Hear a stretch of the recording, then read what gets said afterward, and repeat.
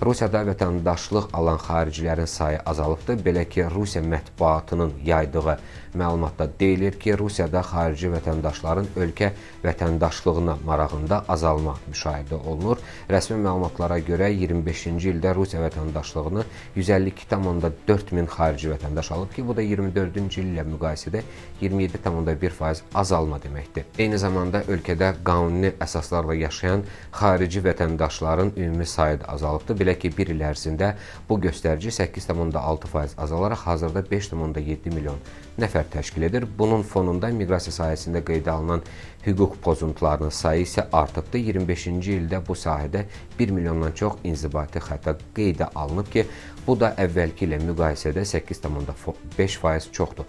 Məlumatlara görə xarici vətəndaşlar ən çox Rusiya ərazisinə giriş qaydalarını və ölkədə qalma rejiminin pozulmasına görə inzibati məsuliyyətə cəlb olunublar.